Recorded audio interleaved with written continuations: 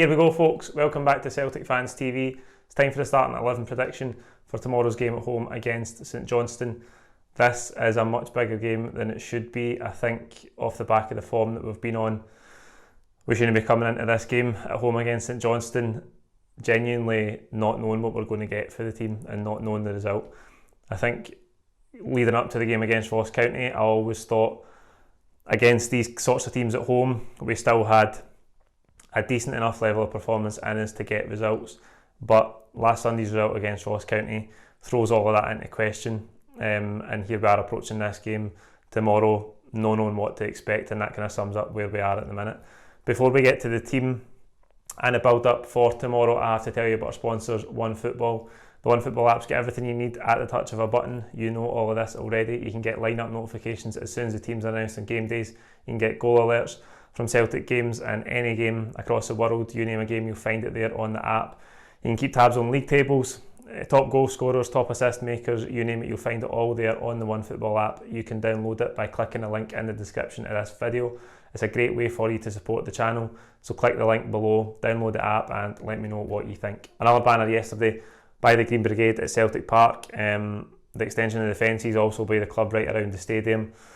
I thought the banner was really good again. I thought the statement was really good. I think the symbolism of the banner summed up perfectly the situation. The board have lost connection with the fans. They are so out of touch, it's untrue. And I think if you don't understand why the Celtic fans have such a lack of trust in the board, then you've had your head buried in the sand for the last 10-15 years.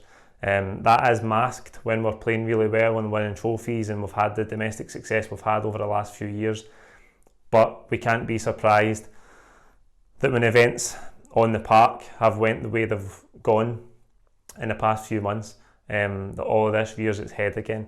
The Celtic board have let the fans down on numerous occasions. But when things like this happen, and it seems once again that we're not being listened to, it's not any surprise that we're frustrated. And I think if you don't understand that, then you're as out of touch as the Celtic board. All of my frustration and anger now is with the board.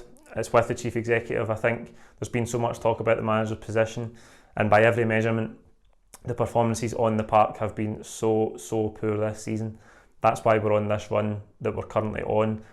But at the end of the day, it always comes back to the board, the way the club is run. I think the chief executive, to be paid the kind of salary that he's paid, millions of pounds a year, has to show leadership and he has to make tough decisions. It's a tough decision to sack Neil Lennon, there's no doubt about that, but it has to be taken. It should have been taken weeks ago, and all we've had is a 200-word vacuous statement that means nothing to anybody and highlights just how out of touch they are. If you're getting paid £2-3 million a year, whatever it might be, to lead a football club, you earn your money by making these decisions in these times where it seems like the wheels are falling off.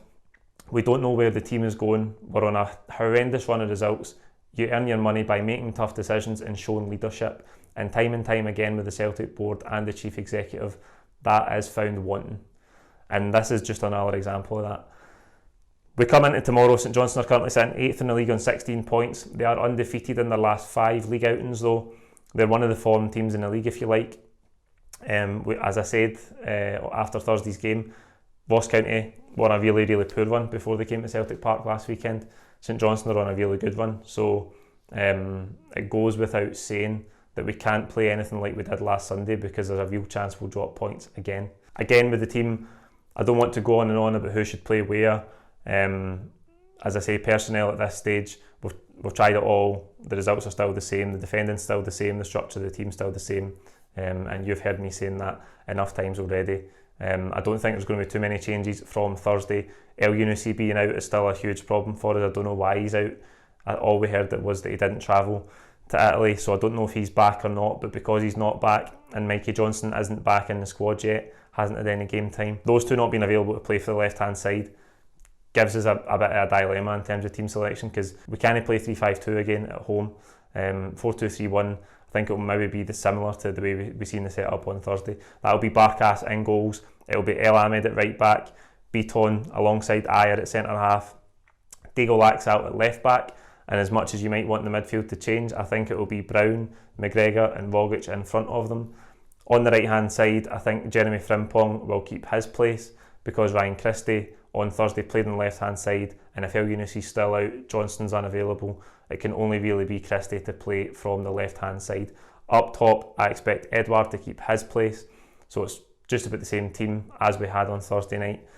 But again, more than who's playing, we need to see a performance. We need to see something that resembles an organised, professional, motivated Celtic team, because I think far too many times this season we haven't seen that. We haven't seen an organised Celtic team, and you could say last Sunday we didn't see one that was motivated enough either, because against a team like Ross County we didn't even create enough chances to beat them, enough quality chances. So that's, again, not just defensive problems, that also points to offensive problems. And as I say, by every measurement, by looking out with your eyes, the stats, the results, whatever you want to look at, that is plain for all to see.